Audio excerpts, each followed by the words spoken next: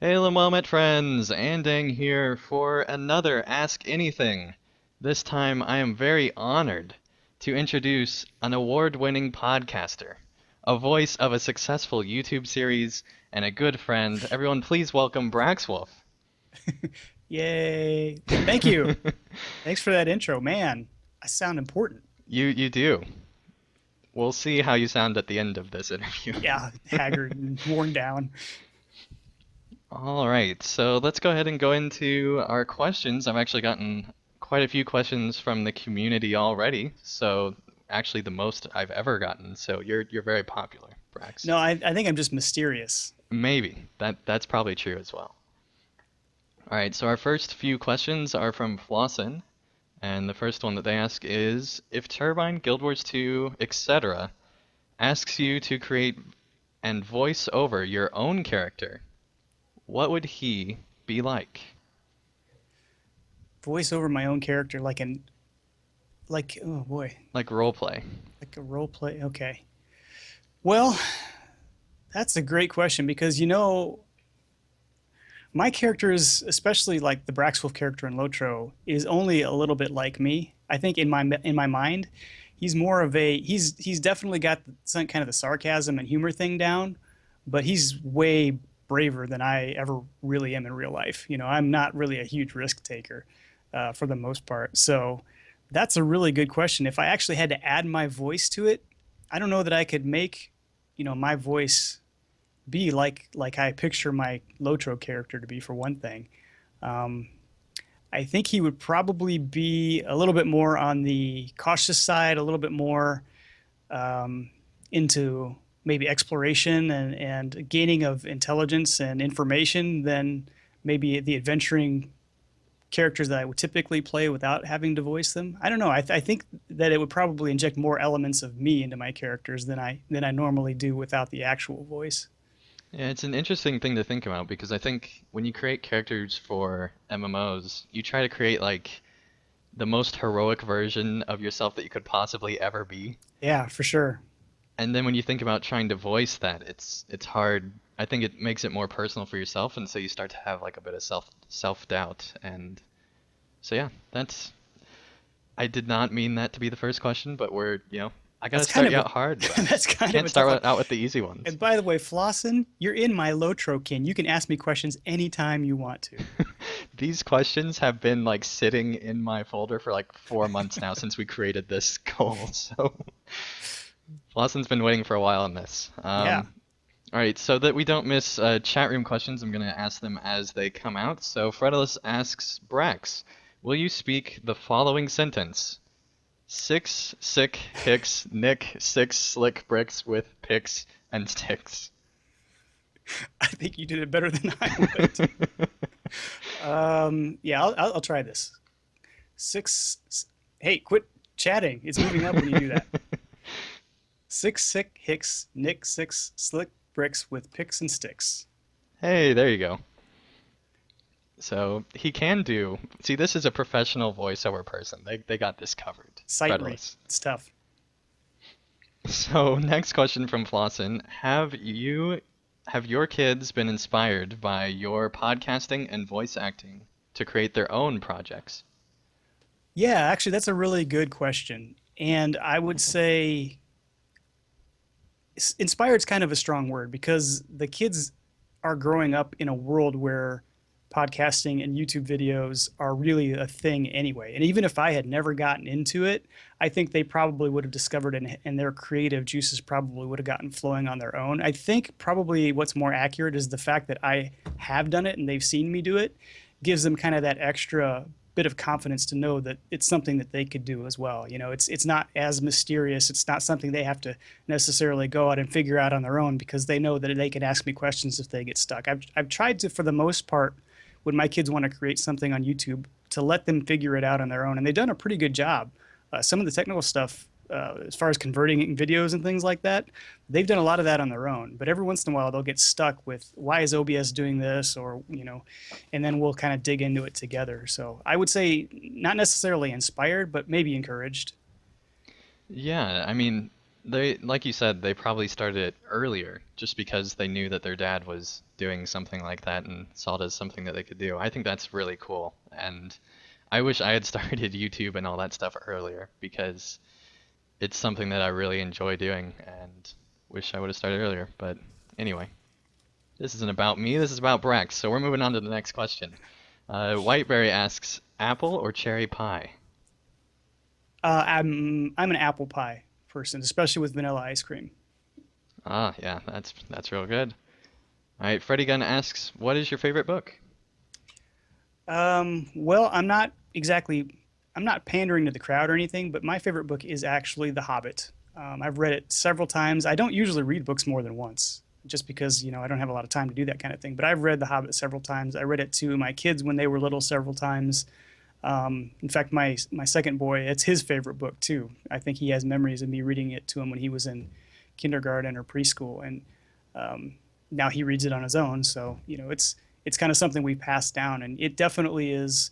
I don't know. I Lord of the Rings is good, but I just really love the style of The Hobbit. I love maybe I have a childish mind or something, but I really love the way that Tolkien wrote that story, and the humor that he injected into it, and the way he described hobbits in that book, and the way they acted. I really like just about everything about that book, and definitely put that at the top of my list. Yeah, I love The Hobbit as well. I think that it it was one of the first books that I read, and so that might be part of what influences me, but I really like that even reading it as a grown-up, there's still so much story there because he treats kids as more adults because they Yeah. can understand that kind of stuff. Yep. And it's really nice to have like a kids book that doesn't talk down to kids, I guess you could say. And The Hobbit's really one of the only books that does that, I think. Yeah, I agree, and it certainly encourages that imagination that Tolkien is Yeah, always so big on. yeah. I mean, The Hobbit basically teaches you how to be a world creator because there's certain sentences that I can't remember off the top of my head that basically suggest that this is being like a world that has been subcreated and it kind of talks outside of itself at times. And so it's a really amazing book, especially considering it's a kid's book. All right, Fredless asks, is there a gaming achievement you were so proud of you told your non-gaming friends about it? That is a really good question. Oh, not recently. My my probably I think I've told this story on my podcast before, but I can remember the first game that I quote unquote beat was the Atari 2600 version of Star Wars the arcade game. And there's probably a few people in the chat that remember that beating a game like that, the game just looped. I mean, it got to a certain point, it got harder for a while, and then after you got to a certain point, it just looped at the same level of difficulty until you it flipped the score all the way back to all zeros, and that is how you beat the game. That's one of those when every game had to keep score in some way. And I probably told non-gaming friends about that, but it was such a long time ago, I don't really remember. Um, I don't know that there was such a term as gamer or non-gamer back in those days. Uh, Right. it wasn't quite the thing that it is now, and kids played video games and adults didn't. That's kind of how it worked at that time. But I'm pretty sure I told my parents about that, and they probably said, "Well, that's really nice, Yeah. Jake." Good job, son. Yeah, I had played RuneScape and basically kind of shared that around middle school, and it was already being shared by other people. And the cool kids played RuneScape. That shows how different our culture is Right. for my generation.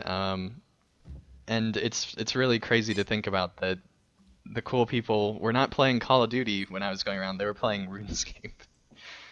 So it's just interesting how things have kind of evolved, where like the cool thing was to do something obnoxiously nerdy, and now it's kind of swung back the other way, where it's more mainstream like Call of Duty type stuff.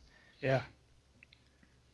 All right, next question. JT in the chat asks, if I walk backwards in flip-flops, would they be called flop flips? Yes. I'm pretty sure that's how it works. That's definitely how it works. Freddy Gunn asks, what is your favorite movie? My favorite movie. Well, well, I have.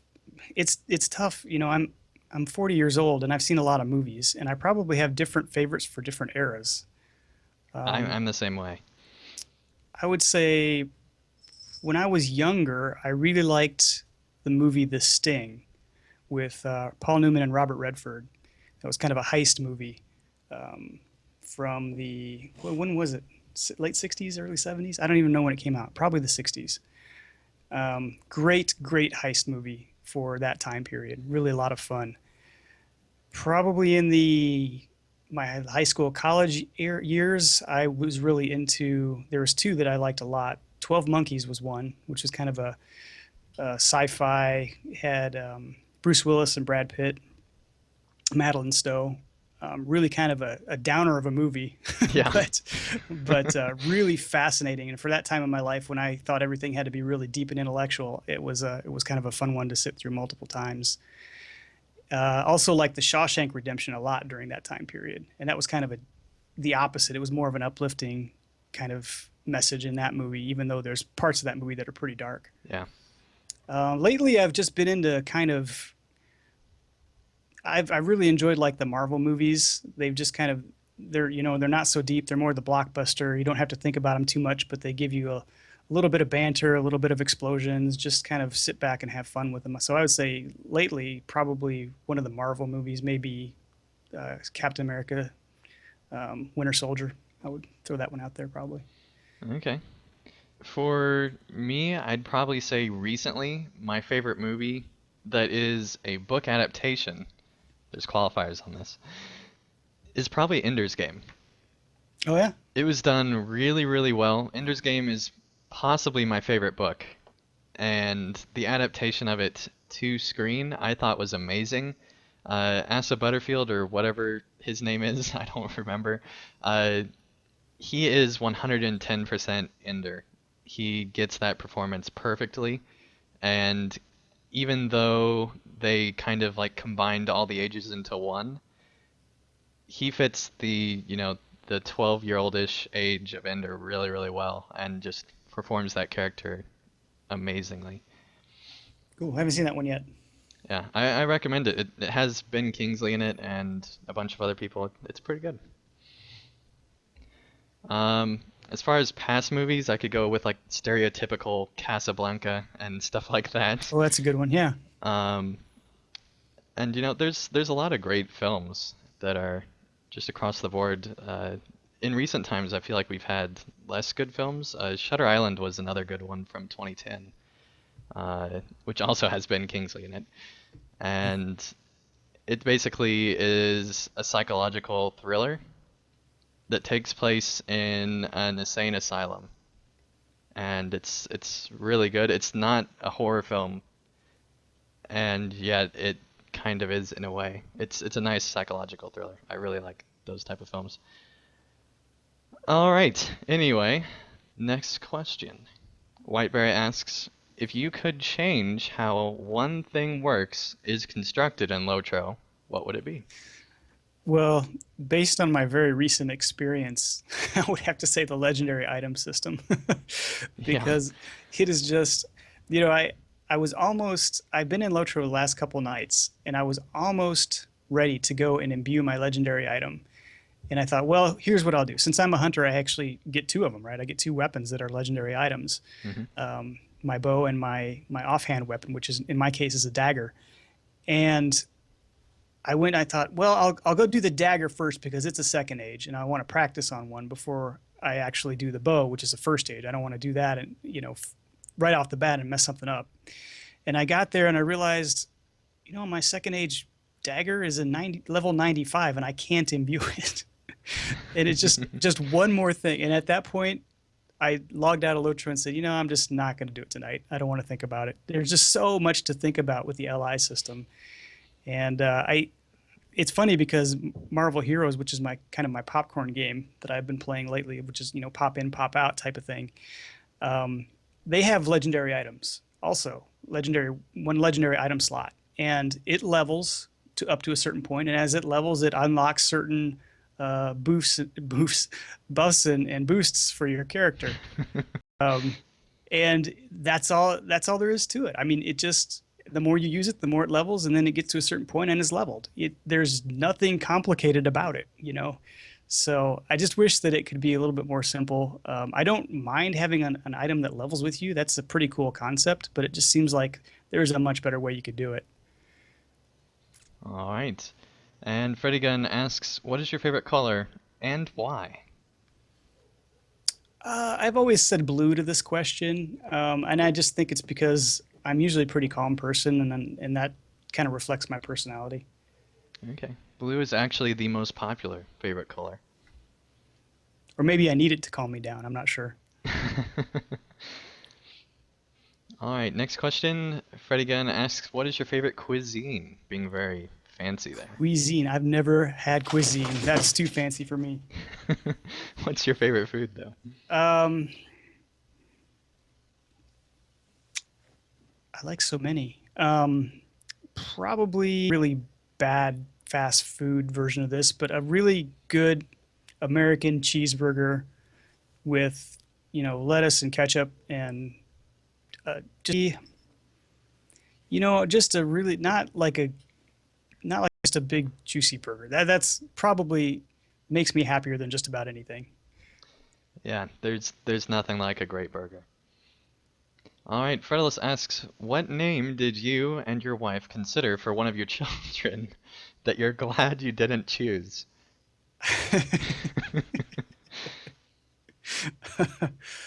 um, well, that's let me think back. It's been a while since we had a kid. Um,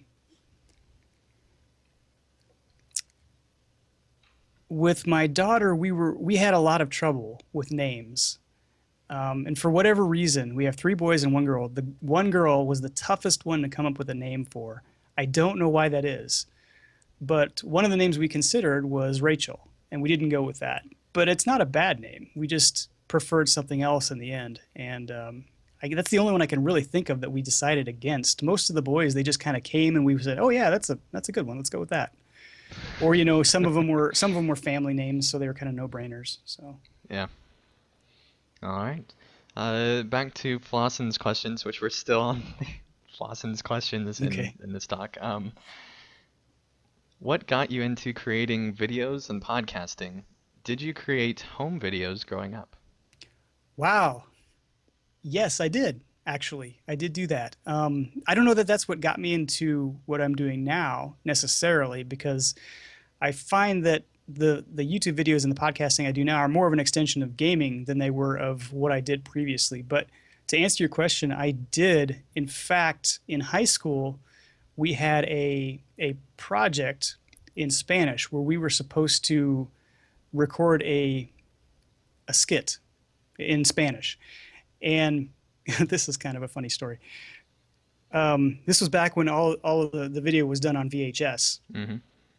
And I decided it was a group project. I decided that this is going to be kind of hard. So instead of memorizing a bunch of lines in Spanish, what I did was I had all of my group record the skit speaking English. We just wrote it in English. And then I had them read the Spanish lines with the paper in front of them into an audio recorder. And then I put the audio recorder, I fed it into the VHS and overdubbed the English version just like it was a foreign film. So when you got done, it was a really bad overdub of Spanish, but we didn't have to memorize it that way. That's awesome. Yeah, it actually did pretty well. I think I might have spliced in a section of the film where the Death Star was exploding. I'm not sure, but Just a little fuzzy on if that happened or not it in a it Spanish was film. yeah, it was a little artsy. Okay. Um, I actually had a prompter that I did when I was doing a Spanish video. So I got to like literally read the Wow, floating nice. text. That risk is fancy. Yeah, yeah. Um, so that happened. I don't know if that was allowed or not, but I did it. So it happened. Anyway, enough about me maybe or maybe not being good at school. Artix asks, "Do you like McDonald's?" This was asked right after the burger question. This is a follow up. Yes. Hmm. Um, nah, that's a tough question because there every once in a while you do have to have a McDonald's cheeseburger, Do double you? double cheeseburger, man. Do Just you? every once in a while, but not as a rule. No, not very often. Most of the time, I would much prefer something besides McDonald's. Their fries are pretty good though. We have a Freddy's here. I don't know if you know what that is, but it's like really high quality burgers and fries. Mm. And it's set up as like a modern classic diner kind of a thing. And it's just amazing, amazing food.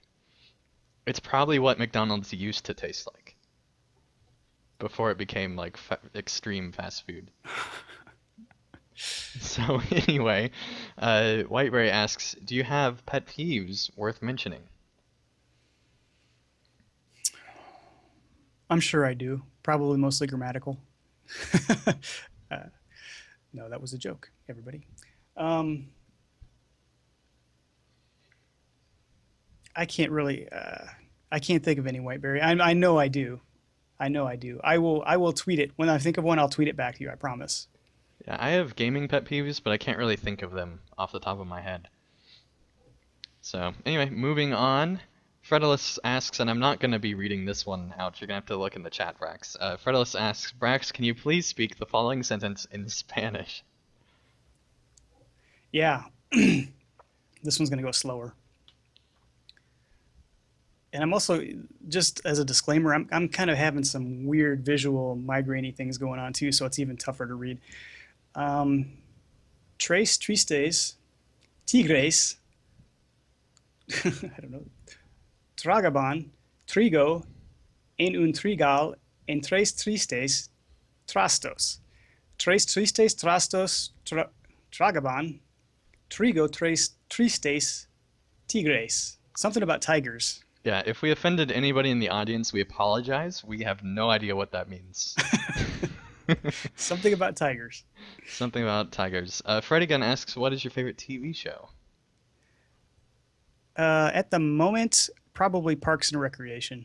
Good choice. That's a really good show. It's not active anymore, which makes me sad. Yeah, Makes me I'm sad. I'm still catching up on Netflix, so I've still got a couple seasons left. But man, Ron Swanson in that is the character of that show. It's just Yep, hilarious. yep. That was a great, lot of good casting in that show. Mm-hmm. All right, and now we're moving on to other pre-inserted questions from another person, finally. I didn't expect it to take this long. Questions from Jenny, and she asks, well, first of all, just quote her whole message and stop it after each question. So she says, "Okay, a couple of questions for Brax." Smiley face. First, who serves the best waffles in all of Skyrim?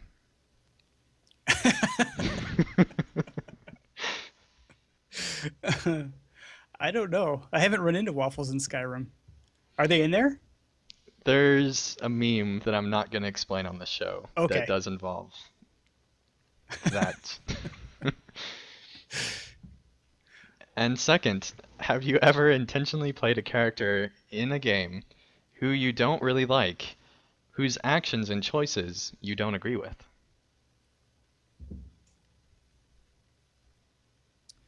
Um, Not intentionally. I think that every once in a while this is funny because I will play like SWOTOR is a good example where a game that has dialogue choices, and sometimes they don't tell you when the choice comes up what the full sentence is. It'll just give you a couple words, um, and then when the character actually says the words and says them in a certain tone of voice, you're like, oh, that's what they were going for with that clue. That was a lot meaner than I thought it was going to be.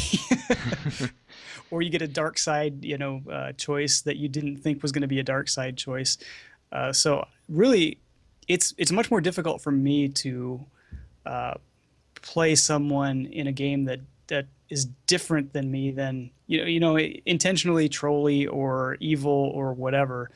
Um, the opposite of my ideal, I guess is probably the better way to say that, because I'm sure I have certain characteristics that aren't all great. But it's really tough, even if I go into it thinking I'm going to, like my lore master in Lotro, I played as kind of a lush for a while. I mean, he was an elf, and I carried all kinds of beer and wine and stuff along with him, and he was kind of the party character. But even that was kind of tough to keep up after a while, just because it was so different than the way I played anybody else. Okay. When I was playing through Skyrim, I had been playing a really like nice, upstanding citizen of Skyrim for the first probably like 50 hours I was playing, which the fact that Skyrim is even that long is just amazing to me. Um, and then I went and did Dark Brotherhood, and my character had a complete reversal, and I became this just horrible, horrible person. And I've never done anything like that since then. It was really fun to just kind of like let loose for a bit. So you changed it up in the middle then, huh? I did. I was kind of getting tired of Skyrim at that point just because it had been going on for so long, and decided to just have a complete reversal. And it was interesting. I actually really liked it. I was worried that I wouldn't like my character anymore, but that didn't happen, thankfully. All right, Whiteberry asks, did you do your avatar signature logo of the wolf and bow yourself? No, I did not. I fairly early on, when I started doing stuff with Lotro players, I had a different logo for a while, Yeah? and it was one that I had just pulled off the internet. I don't remember which site it was. One of those that has images that you're not supposed to download and use for your own personal use. and uh, That we and may I, or may not have featured on old Loacher Players News yeah, videos. there may be a few out there. And I realized rather quickly that if I was going to be involved with the Lotro players, and it was going to be at the time, it was a pretty small site because I got on pretty early.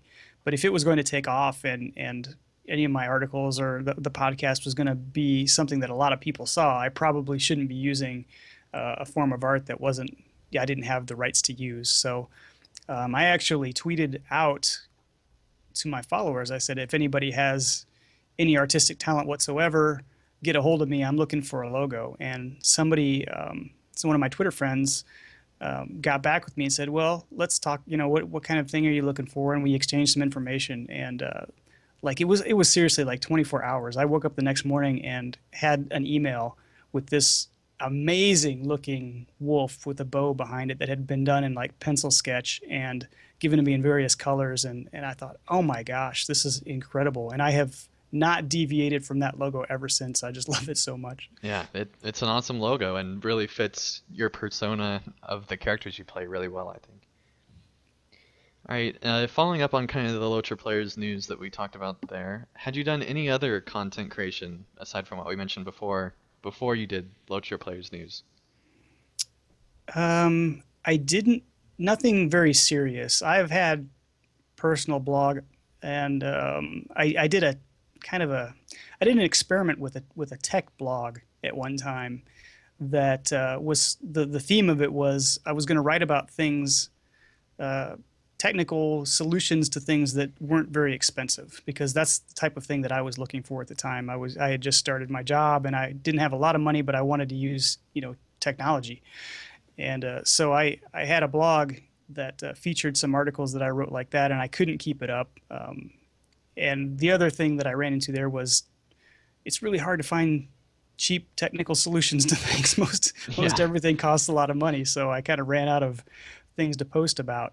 And I've had a personal blog, but I didn't do a whole lot. I didn't do anything in audio before Lotro Players. Lotro Players was my first podcast experience, and as we were kind of talking about last night in the Lotro Academy stream, the first few that we did were not live either. They were recorded, just like my podcast is today, and they were even just being recorded. I was so nervous that first Yeah. time.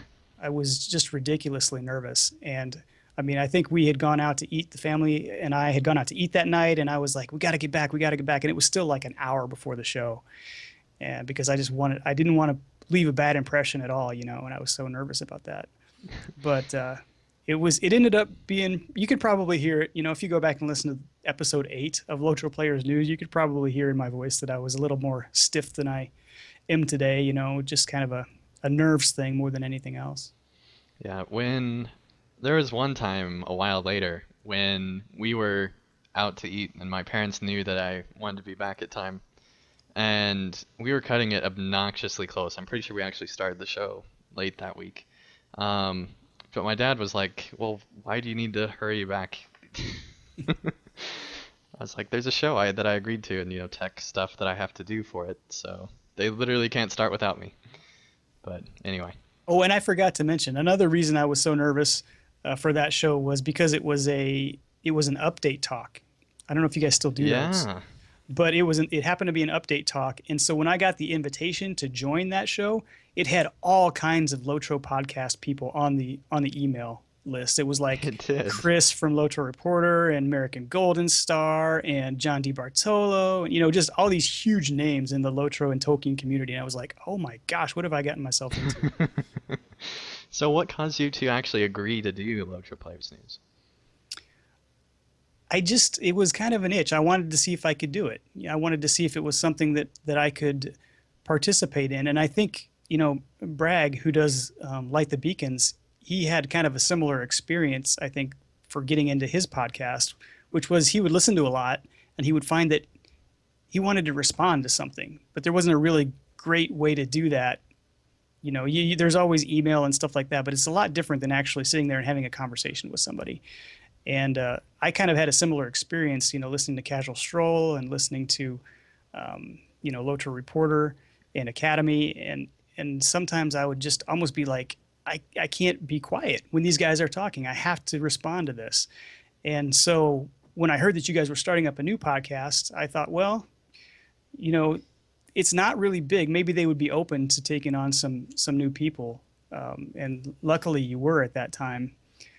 Because I know when you have an established podcast, there's a lot more to be concerned about. There's a lot of, chemistry things that you want to work out and you want to make sure that people are knowledgeable. And I thought, well, maybe they'll be a little more open to trying me out with no experience since they're just getting off the ground. Yeah, being on just our eighth episode, it was really easy to add people in. But I mean, you took like a duck to water. I mean, you seemed to know. I'm sure you were nervous and all that stuff, but you seemed to know exactly what you were doing. And when I found out after the show, because I don't think I knew this before, that you had never done a podcast before, I was shocked because you sounded like you had been doing it for years, the way you had talked. Yeah, there was a little bit of public speaking training there, but nothing that I really pursued professionally very much. Just if I had to do it, I could do it. All right, and I will be getting to all those questions in the chat, but while we're on Lotra Players News, you did eventually leave Lotra Players News. What made you decide to leave LPN? Well, it's difficult to do a show when your interest in the game starts to wane, like mine had. I really the I liked doing Lotro Players News every week, and I liked the group that we had, and we had a great time. We really had a very, very good time. And if you haven't listened to some of those early episodes, I would say at least go back and listen to some of the anniversary ones where they recap some of the goofy stuff that we did because it was just so much fun. But it kind of gets to a point where just about like anything else in life, you kind of feel in your gut, maybe it's just time for me to step away. And I was a little bit concerned about doing that at first because it seemed like everybody kind of felt that tug at the same time. It was almost Yeah, like the first phase of Lotro Players news hosts all kind of went out at the same time.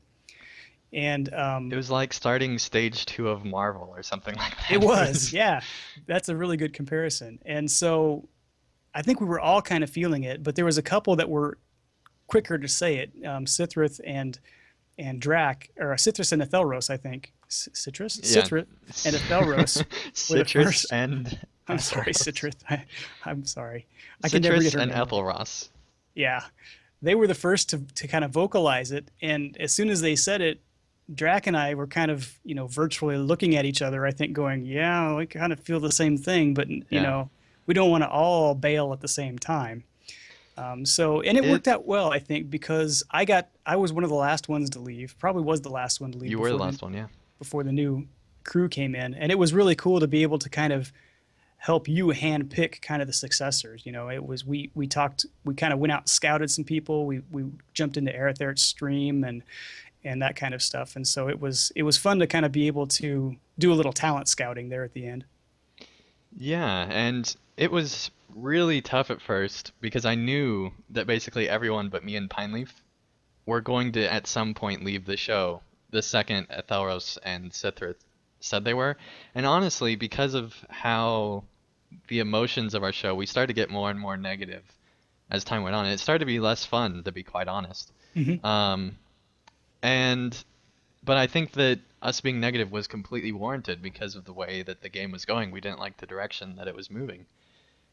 And so I wasn't surprised when all of that went down, but it was very tough. And I've gone through like obnoxiously serious depression. This was not like that, but I did get a little bit depressed over, just what had gone on. And I wondered if I even wanted to continue Lotro Players News.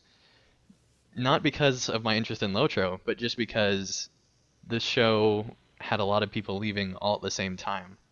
Right. And I wasn't doing things with those people in other formats, at least not very regularly. And so Yeah. it was tough for me too on the other end, but I'm sure it was really tough for you to leave even. It was. In time was always a factor for me. I probably missed more episodes than most anybody else just because, with the family stuff going on, it was always tough to make time on a weekend. But when you're not enjoying the game and you're not playing the game and you have all these time commitments that you've not that you've got to, but that you want to adhere to, right? You want to spend time with your family. Um, that makes it really tough. And Yeah, it's kind of even though we had such a good time, it was also kind of a relief to think, boy, my Saturday nights are free now. These guys can pick up the ball and run with it, and the burden's gone. Not that it was really a bad burden, but right. there's a weight that's lifted there. Yeah, I was the same way when we finished Locher Players Adventures because I did not like having to do two shows, especially one before dinner and one after. So we had to get everyone back together again and do all that stuff because there's like half an hour on each end of the shows just getting ready and, just winding down after. And so, doing an extra hour show was really an extra 2 hours because of all the extra stuff. So it was nice to kind of have that open time. So I can definitely understand that. This is a more general question. At what point should someone end their content creation?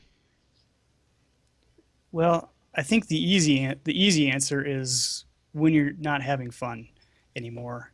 I know that's a lot more difficult to do though Yeah, than it is to say because y- you really feel kind of a commitment to the people that follow you and have followed you for a long time and have listened to your stuff or watched your stuff. And there's this obligation that kind of, even if it's self-imposed, you feel like, boy, I don't want to let anybody down. yeah, I don't think it comes from an inflated sense of self-importance. I think it's more of a I've I've I've asked these people to do so much. I've asked them to follow me around, to retweet me. I've asked them to do all of this, and I want to hold up my end of the bargain, which is to provide this content that they seem to enjoy. I think that that's the difficult part is kind of getting over that. So that's, like I said, it's easier said than done. But the truth of the matter is, you hit on it earlier, Andang. If you're not enjoying it, it's going to start to show through in the product anyway, and you're going to start to lose folks anyway. So I think it's probably better just to take a stand and say, this is it. Maybe it's time to think of something different. If you still yeah. enjoy doing creation, maybe there's something that you can switch up. Maybe start a new show. Maybe bring on a new co-host and do something a little bit different. Um, but definitely don't drag it on too long. If you're finding that it's become something that's too hard to, if it's hard to turn the mic on, then something's got to give. Yeah, and I think it's tough because there is almost like an addicting quality to doing podcasting and content creation in general because you feel good, you get positive feedback from the chat and stuff like that, that it's very hard to step away. And also, especially for like podcasting, you're on the call with some of your closest not maybe not closest friends, but really good friends that you have. And it's tough to also step away from that too. So, Yeah, yeah. that addiction thing is actually a really interesting term to use because I think I tweeted that out once too, that content creation is a very strange form of addiction because Hmm. you really do get that kind of that high out of releasing an episode and thinking, oh boy, somebody's going to go out and watch this and now I'm going to get feedback from them and stuff like that. And it's hard to admit that you're not going to be doing that anymore. Yeah, and especially if you're continually growing your audience, it's really tough to step away because you wonder, well, how far could this actually go? So, yeah, it can be tough. All right, back to the chat. Fredulous asks, if you had $1 million you could only spend on a Kickstarter, what kinds of projects would you pledge to? Kinds of projects, so not like a specific thing per se. Honestly, I would probably go more towards hardware in technology than software gaming type stuff. I like seeing the type of ideas that people are coming out with on Kickstarter from a hardware perspective, and that may be a bad quote unquote investment because those are probably even harder to get off the ground, Probably, yeah. from a manufacturing and shipping and everything perspective. But I really like, Oculus started there, and I like when people look at something and they say, you know what, the big companies are not looking at doing this because they don't think they can make it profitable, but I think I can. So Yeah. let's do it this way. And I think those people deserve a shot. So it'd probably be more along the lines of, I don't know, maybe wearables, something like that. There's a lot of those coming out now, so something Yeah. like that. And I even like how on Kickstarter there's a lot of gaming ideas that would never be approved by a publisher. But a lot of times there's enough fan interest that that game eventually comes out. And it's really fun to see how that can take place. I really like Kickstarter. Alright, Freddy Gunn asks, who is your favorite Tolkien character? Favorite Tolkien character. I think I'm going to say Aragorn, even though he's not in The Hobbit. I like how that's a qualification of like if it's a good character or not, as if they're in The Hobbit. Well, we all know Legolas is since Peter Jackson told us that. But Yeah. no, I just think I really enjoy I guess it depends. We had the. I was actually on the LPN where we argued Aragorn book or Aragorn movie, and I think I took the side of movie at the time. But I really either way, I think he's got a great character because of the fact that he knows what his destiny is in both the book and the movie, and he just rises to fulfill it. He knows he's the leader of men. He knows what he's got to do, and he knows he's going to risk everything to try and save the people of Middle Earth and take his rightful place. So I just think he's a fantastic character. I don't know that I would say that he's the hero of the books. I think a lot of people are right when they say somebody like Samwise is the hero, but I think he's a very very strong character, and I like that he steps up and fulfills the obligations that he knows he's got.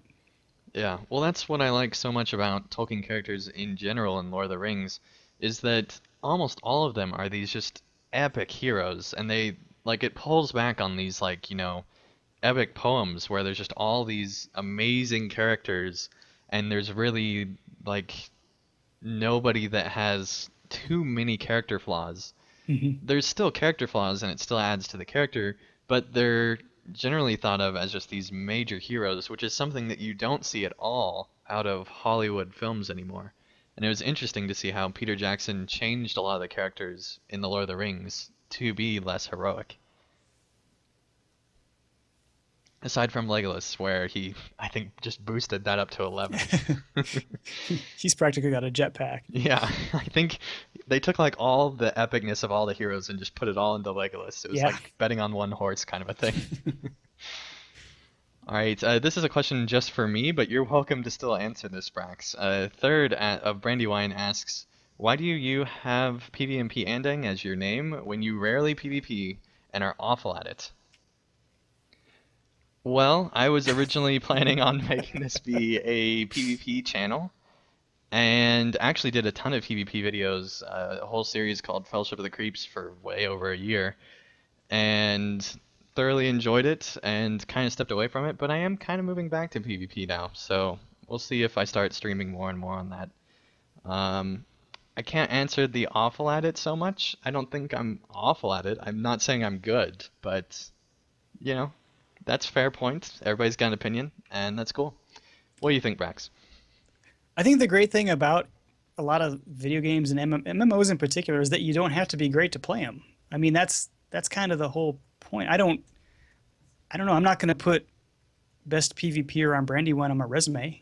I Yeah, mean, it's a diversion. It's something that you do for fun. So I think I think that's a strength of these types of games that you don't have to be the best player in order to play it. You still can get in and play it the way you want, and you've got lots of choices and ways to do things. yeah, for sure. All right, and JT asks, which race of man would you be if you were from Middle Earth? Which race of man? Well, I would probably stick with what I went with when I created Braxwolf on Winfola, which was Gondor. Um, just really enjoy all of the stuff in the Return of the King, the whole strife over the steward sitting on the throne, the White City being the standing there tall against the forces of Mordor. I love everything about that section of the world of Middle Earth, and I would have to say that that would be my first choice. All right, cool. Thanks for the headline, Fredless. Sithrith and Freddy Gunn are both putting citruses into the chat for you. Yes, I saw that. I don't know how many times I can apologize. Probably as many times as I've gotten Citrus' name wrong at some point. Yes, you saying Sithrith is honestly like Pineleaf saying Braxwood. It's Yeah, it's really that level of it commitment to is. saying it wrong. And I spell it wrong too, so I get it both ways. Yeah, you got all the bases covered. All right, Terry Adwin asks, could we have Brax say the line out of Glorfindel's prophecy from what would have been episode 5 of Middle Earth Lore? And she said she can put it into Skype, or you can, look it Well, up in the Google Docs if you need if to. it's in episode 5, then I've already said it. That's right, it just hasn't been released. It's somewhere. Yeah, and we do still have, all our progress on Middle Earth Lore saved, so, someday, if we end up coming back to it, we will be able We to haven't pick up right where we left off. we haven't had any questions on Middle Earth lore yet. I'm surprised. Yeah, it's been surprising. All right, and it looks like that's all the questions from the chat, except Fredulous does say that the headline, Brax confirms Andang sucks at PvP. Yeah. All right, going back into Lotro stuff, do you still play Lotro? Very rarely. In fact, I logged in twice this week, and it was the first time in about a month. And it was kind of what I explained earlier. It's like every time I log in, there's something that I want to do, and then there's something that I don't want to do. Yeah. that pops into my face. The first few times I logged in after I had quit for such a long time, the thing that made me log back out really quick again was I opened up my inventory, my bag, and I looked at everything that I had in there, and I thought, I just don't want to mess with this. I had no slots available. I couldn't pick anything up out of my pending loot because I was completely filled up, and I didn't want to mess with it. So I just left. Last night it was the LI thing that kind of it outweighs the fun when you've got to do stuff that's not fun. Yeah. And that's the issue I've been running into lately with Lotro. Now, 3 or 4 days ago, actually, I did get in and complete a couple quests for the Epic, and the ones that took me to Osgiliath and through it into Ithilien.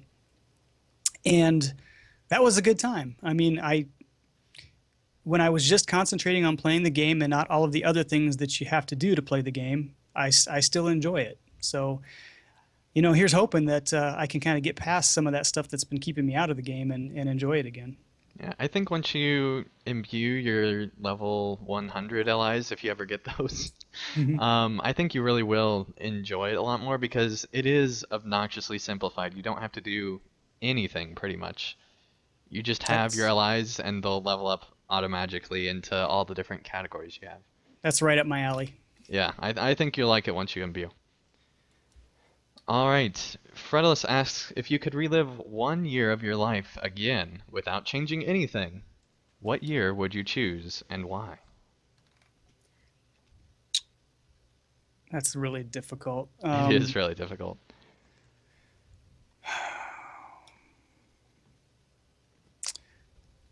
I would have to say it. I can't give you a year, Federalist. I'm sorry, but I can give you. I can nail it down to kind of maybe a certain couple of years. I would say everybody says college is the best time of your life because you've got all the freedom that you ever wanted and none of the responsibility yet, and that's absolutely true. I will back that 100%. It's a great time. Yep.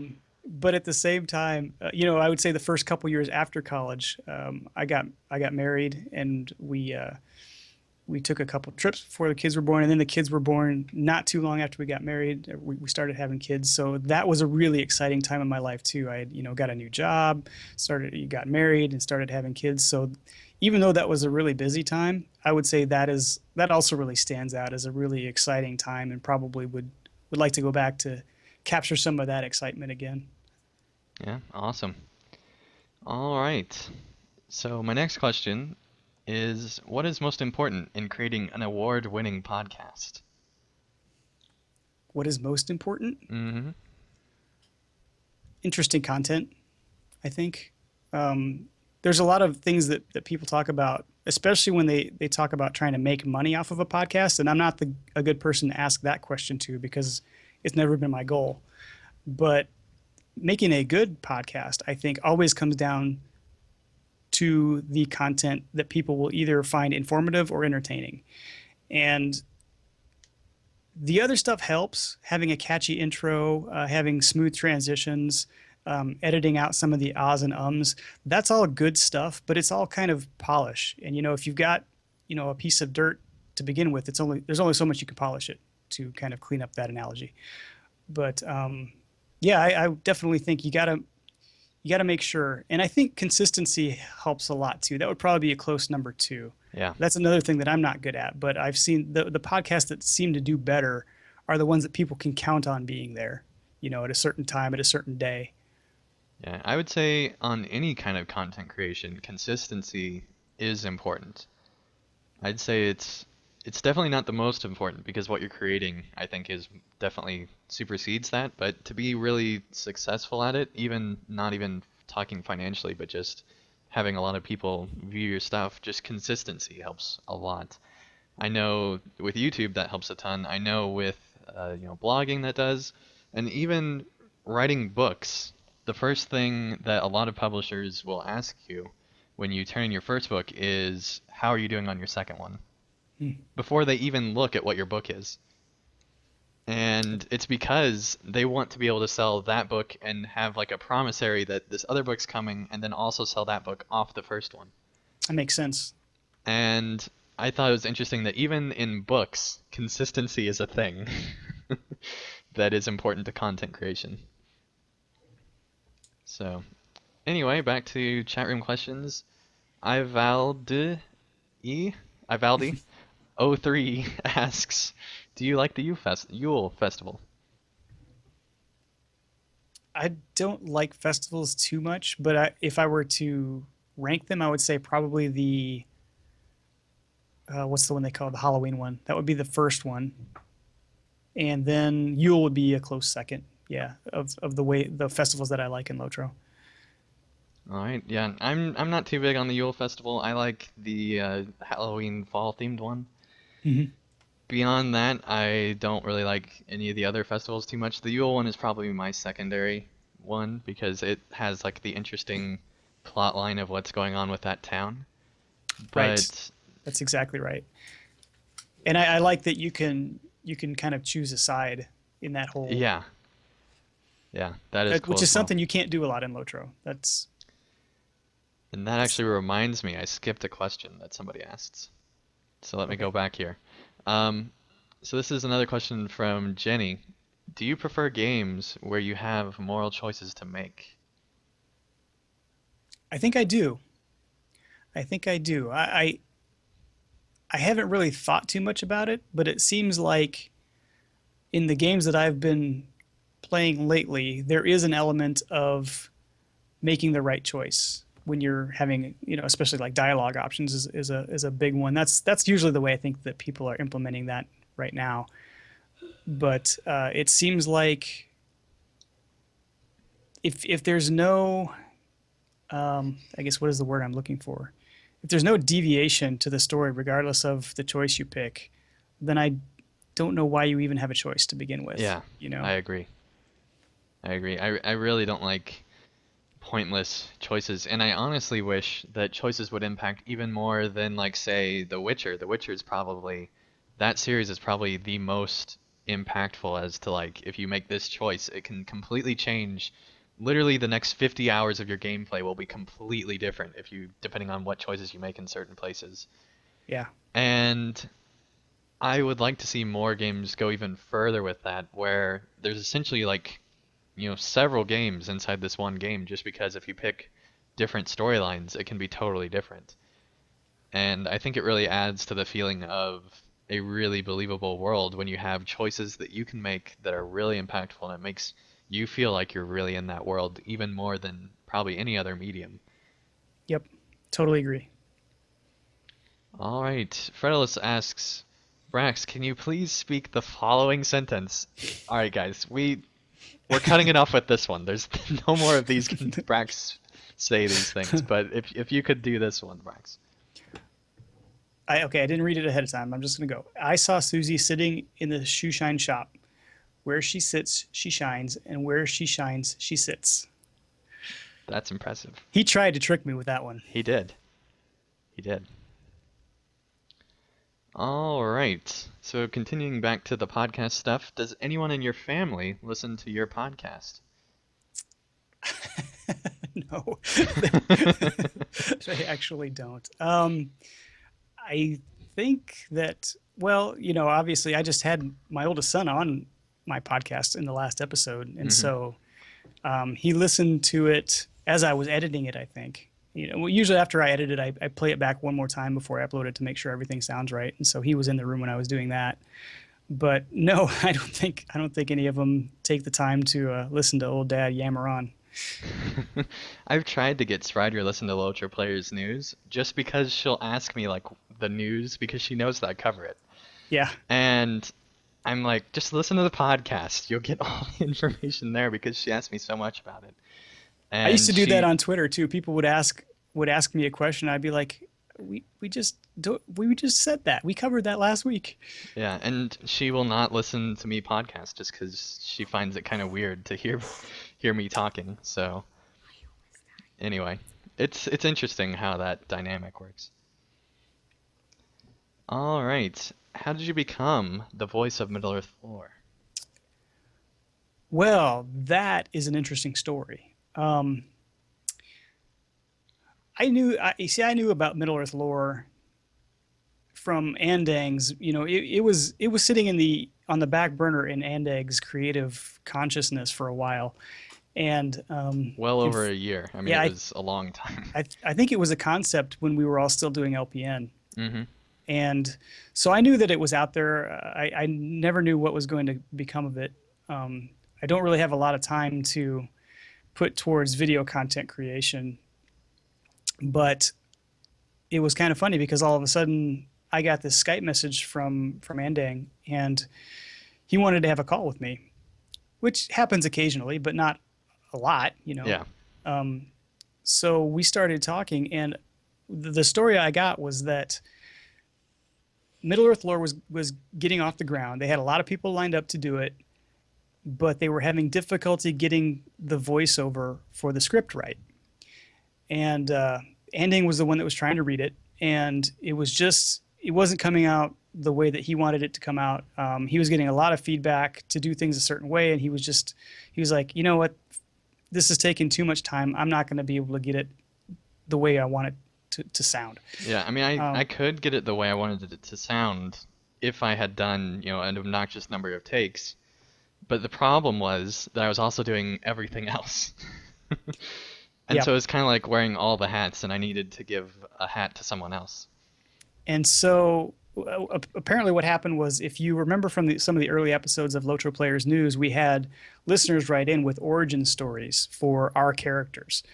And I had read one of the origin stories that was sent in for my character. And halfway through it, Anding had said something about not being dramatic enough or something. I don't remember what the criticism was, but he was giving me a hard time about something. And so You were pretty monotone. I went completely over the top. Hmm. From that point on, in reading the story, I went really, really super expressive, to the point of being kind of ridiculous.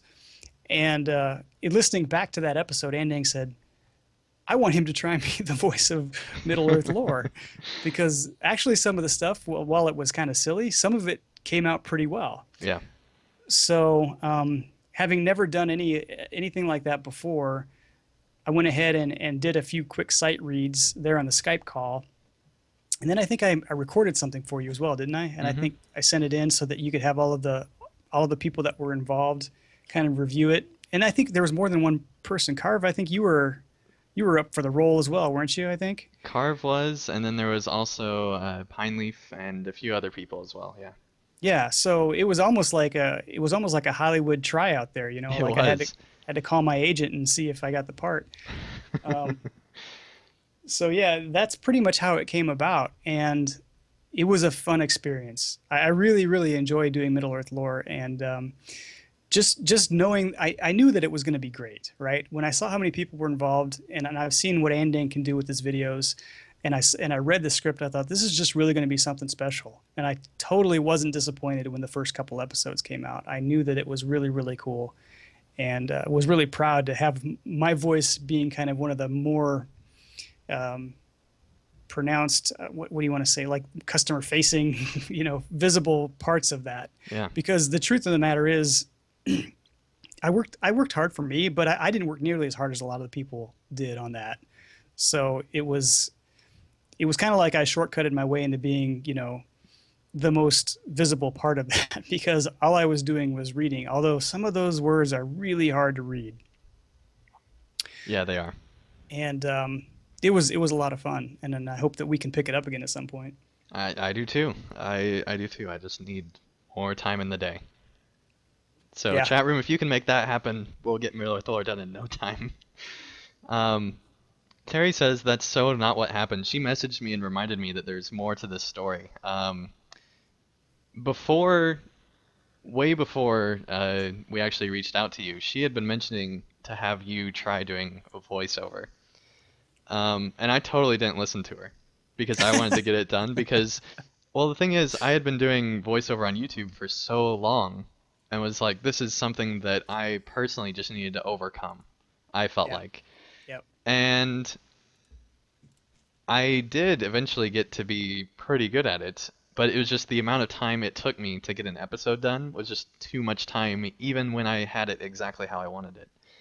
And so eventually I decided to, ask Brax to do it, and Terry was involved in that decision as well. So it, Well, I would say being in that position where I was having to accept feedback and respond to that was a lot different than doing my own podcast where I was the boss, and I could slack off in certain areas and go, well, that's good enough. I'll just put it out there, because now I was having to actually take direction for the first time ever and figure out, if Andang came back and said, we want this part to be more X, well, how do I do that with just my voice?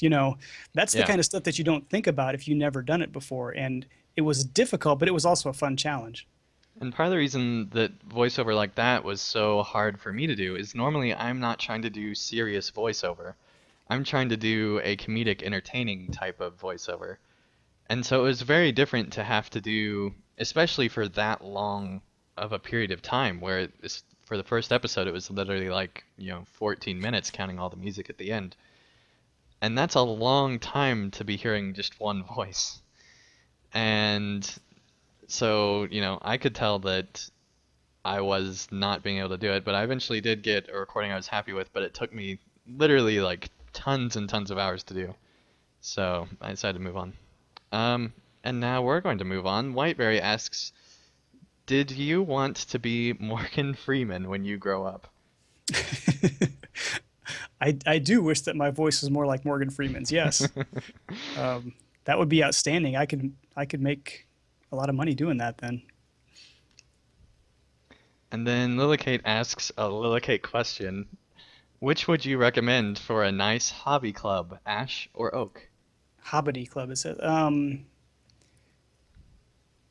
Hobbity Club, Ash or Oak? I would definitely go with the I would go with the Oak, I think. I mean, even though the Ash would probably give you a nice balanced swing, the Oak is strong. You can't go against a nice strong piece of oak.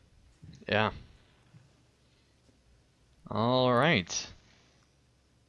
Ivaldi03 asks, I am standing in a large settlement with many streets, vendors, a couple of auction houses, and some taverns to whet the thirst.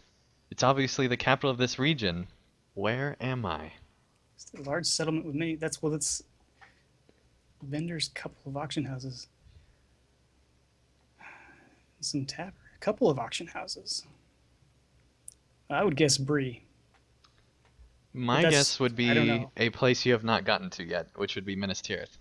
Okay, yeah, that's probably true. So yeah, capital of that wouldn't be Bree. That'd be Gondor, right? Yeah, That's I my think you're guess. probably right. You're probably right. So you're I 0 for 1 as far as actual correct answers, I Brax. messed it up.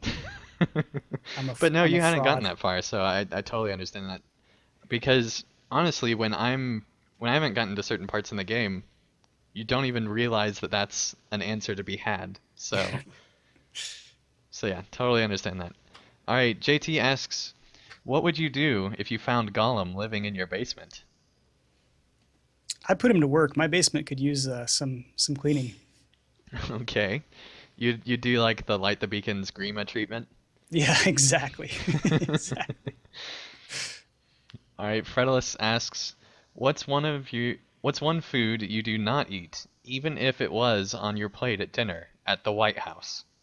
One food I do would not eat. Well, you know what's really disgusting is cooked spinach. That's nothing like good food there. Doesn't even resemble it. I'll eat raw spinach. I just don't like it cooked. Yeah, I'm the same way. I cannot handle cooked spinach. It's just disgusting. All right, Mr. Alex Man asks, tell me your favorite evil character from the Tolkien universe. Evil. Hmm.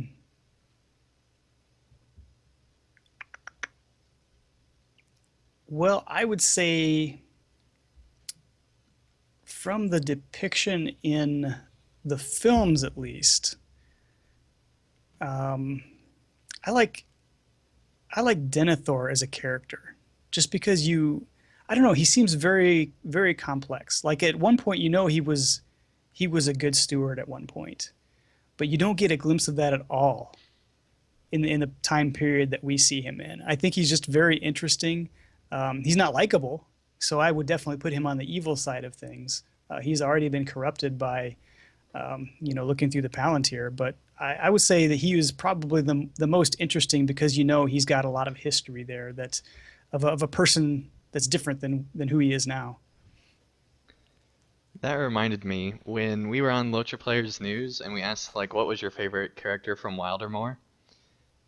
Pineleaf had answered Nona after a bunch of people had, and we said he's just copying other people's characters, and he became totally broken and couldn't think of a single character for what his favorite one was. It was really funny. Hey, I got it right. I got Bree. Yeah, I was gonna say the chat room has corrected me. It looks like I'm 0 for 1. You got Bree correct, so there you go. It was kind of a guess. I'll admit.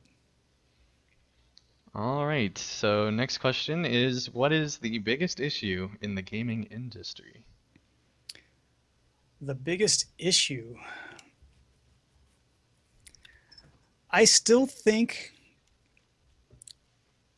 I still think that there's a very interesting dynamic between game studios, players, and gaming journalism. Yeah. And I think that it definitely, I don't know that that's an issue in and of itself, but it definitely can cause some interesting issues. Um, Gaming studios, of course, are trying to get more on the level of the player. They're trying to kind of be buddy buddy with them. You know, where they're streaming, they're trying to communicate, which is good. Communication is good, but there's definitely an interesting dynamic being formed between those who play the game and those who create the game. Hmm. And then of course you've still got, I think the question's even bigger now than it was a couple years ago. Who is a gaming journalist? Are streamers considered journalists? Are they reporting on a game? Are YouTube personalities actually reporting on a game? Are they being paid to talk about a game? Yeah. If they are, can you trust what they're saying? Or can you even tell that they are being paid because sometimes they won't let you know even, which I Or think is are probably even more illegal than the other thing is, are they not being paid but still not saying what they think about the game because they're trying to get in good graces with yeah. the studio that's making the game? You know, there's just all kinds of questions that come up with these close relationships that these three entities have, and I think that maybe makes people a lot more cynical than they would be otherwise, just because there's so much of this backdoor stuff going on that people probably don't even realize. Yeah. And that's one thing when I started Ultra Players News, I made sure of that we were able to speak completely freely and, give our real honest opinions. And a lot of times people would say, well, I don't want to give my honest opinion because I might like make some people angry in the chat room or something like that. And my response was always, it's your opinion and it's a big issue in the game. Go ahead and voice it if you really do think, because there's somebody out there that agrees with you. Almost guaranteed. And it's important to talk about the negative parts of the game, even if it isn't a fun thing to do, I think, when Mm-hmm. you're on a news podcast. So, alright, what got you into gaming? I'm asking you for your definitive gaming history, Brax. The tides have turned.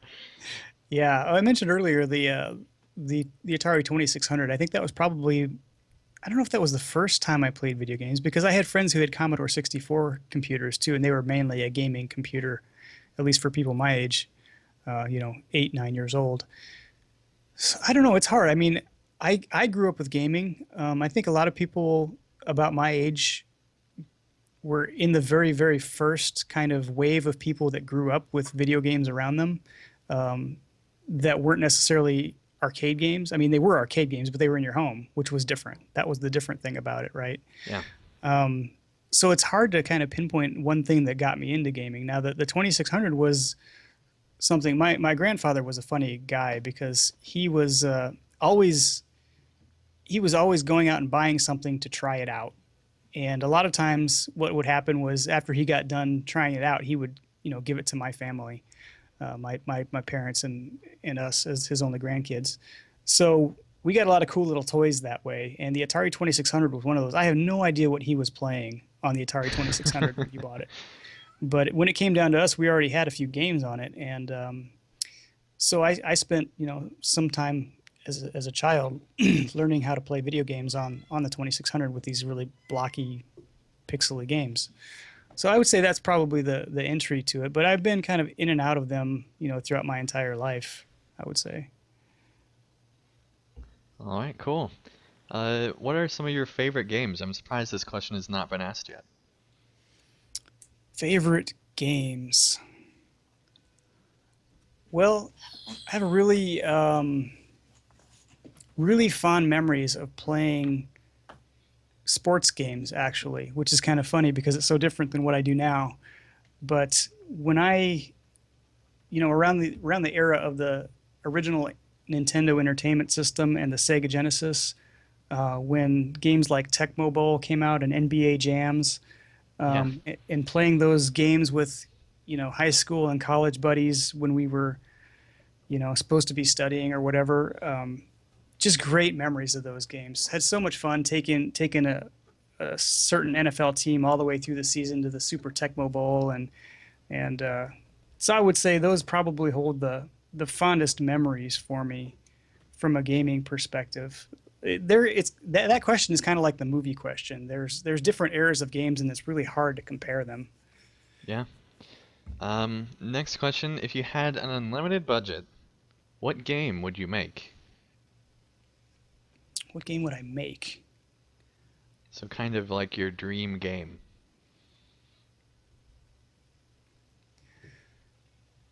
Oh boy. Well, um,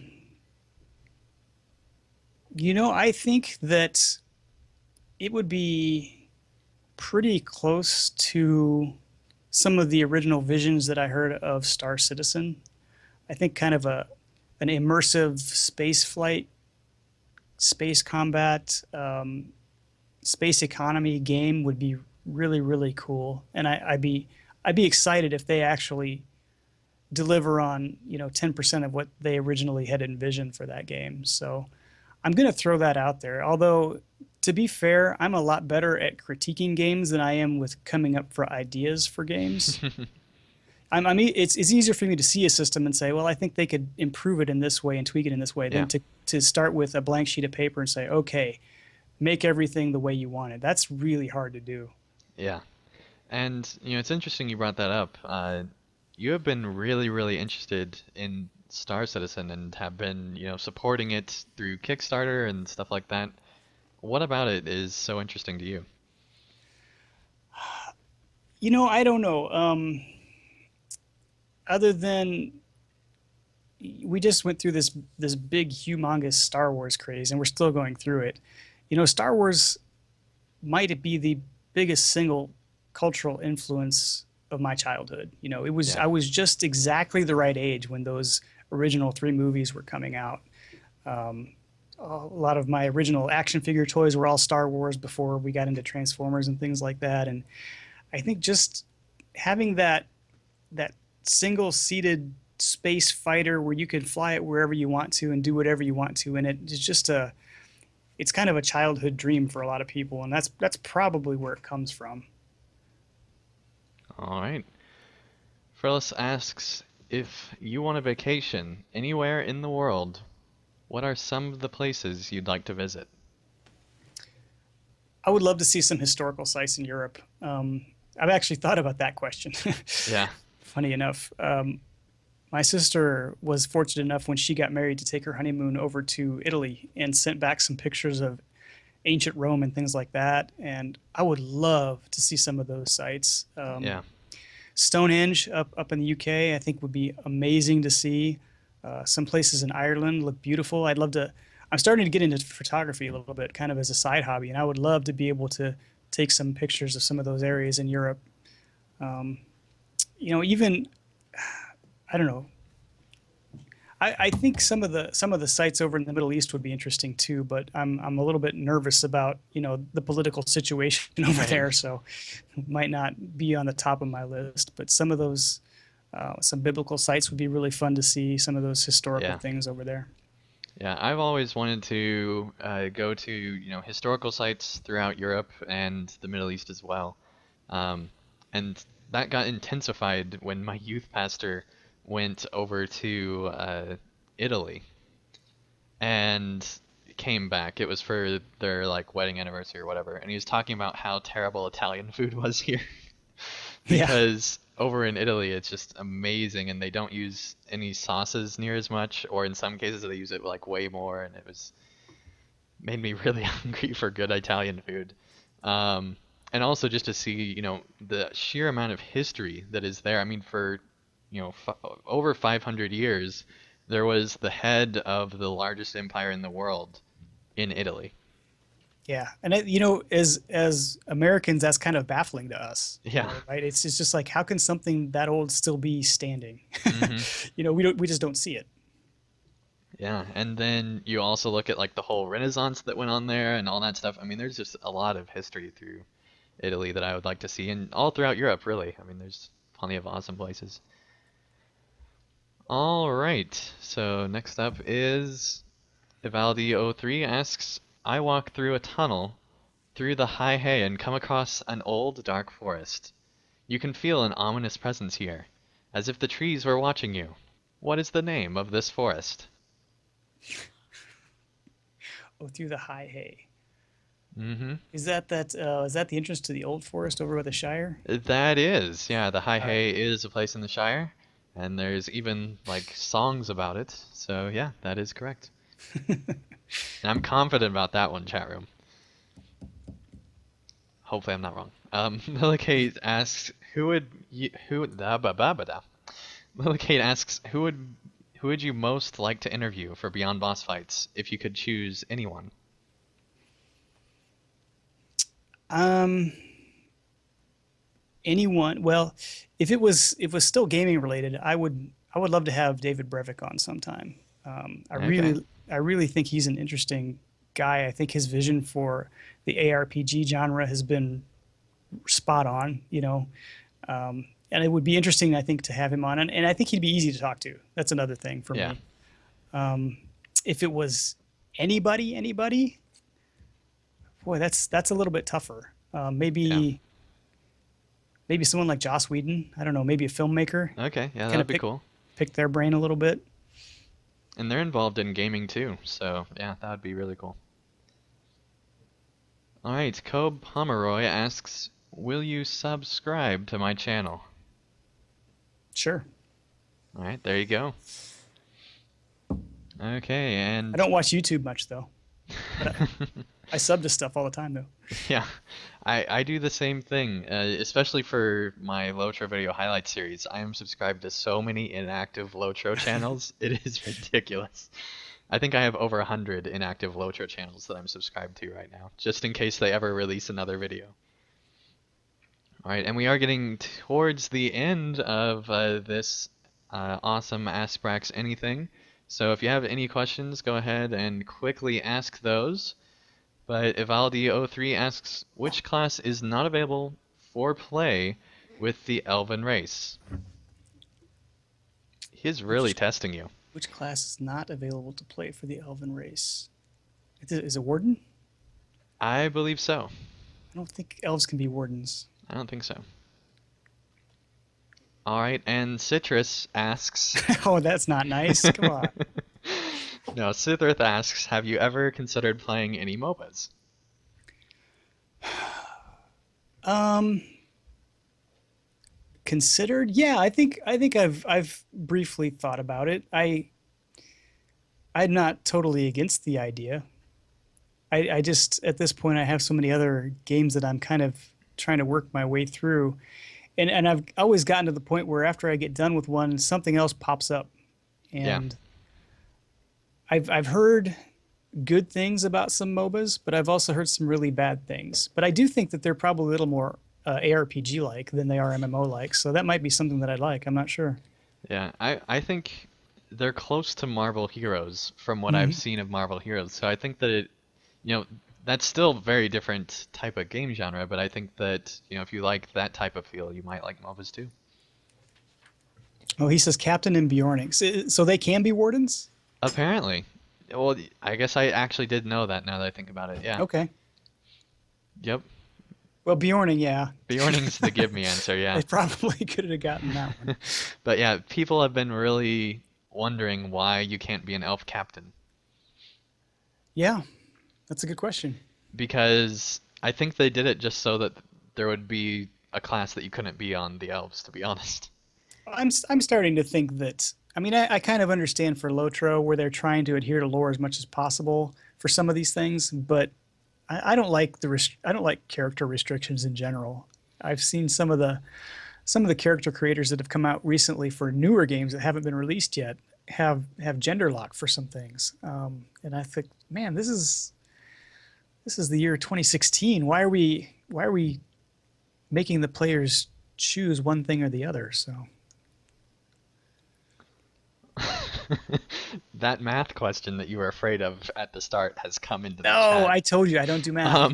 Starman asks, or Starman points out rather, that they can also not be burglars, which makes sense. That one I Yeah, get. that does make sense. All right, Ivaldi03 says the universal currency is gold, silver, and copper coins. 100 copper coins equals 1 silver coin. So how many silver coin equate to 1 gold coin? Gold, silver, and copper. 100 copper is one silver. So how many silver equals one gold? Is this in Lotro? This is in Locho, yeah. I don't even remember. I think it's 1,000. It is 1,000. Yeah, I You're, thought it was something weird like that because it seems like it takes forever to get that first gold when you yeah. first start playing. I'm surprised how well you do at this type of trivia, Brax. That's impressive. Well, I did play the game for like 4 years, Yeah, so you did. You it's did. just been a while since I've been in. All right, and we really are getting to the end of the show now, so feel free to ask those final questions. But the question that I ask everyone as my close to final question is there anything today that you thought you were going to be asked but were not asked? Or that you were hoping to be asked, or anything like that? Mm, I don't remember that you asked that to other people. Otherwise, I would have been more prepared. No, I think probably expected a lot of Lotro questions, which we got, a Hmm. couple Middle Earth lore questions, which we got, a couple podcasting questions. I guess that kind of surprised me.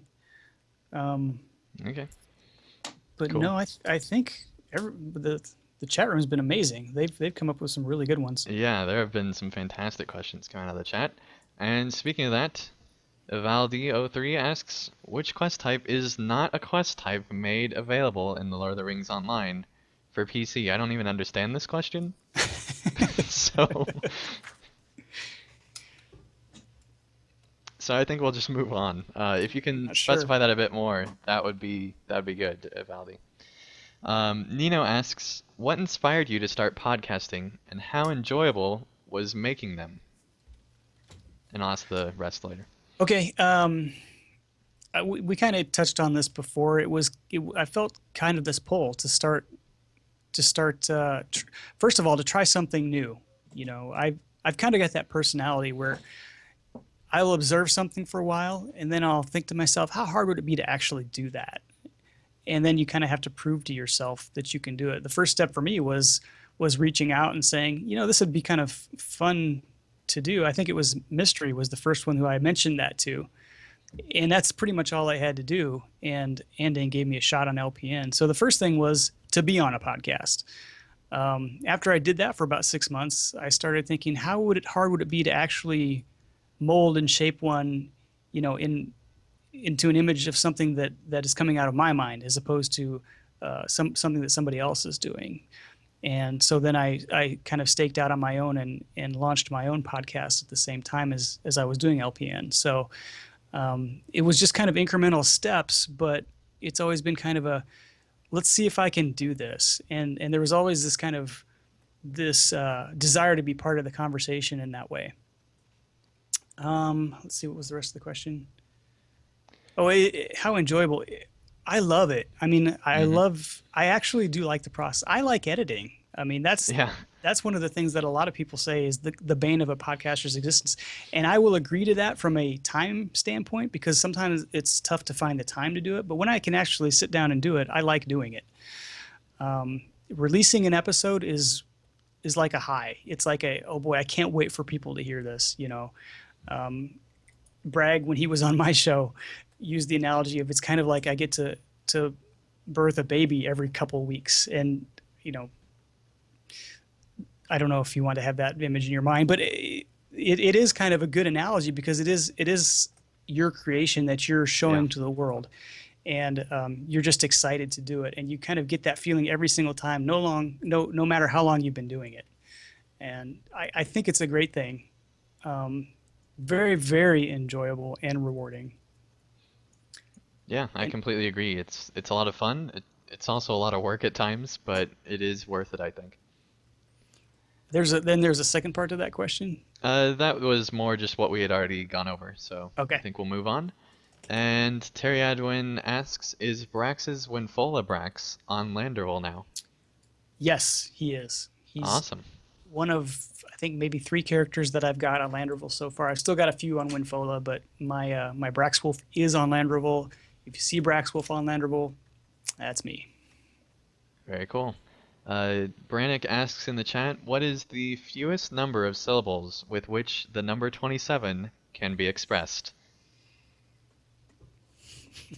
A very Brannick question.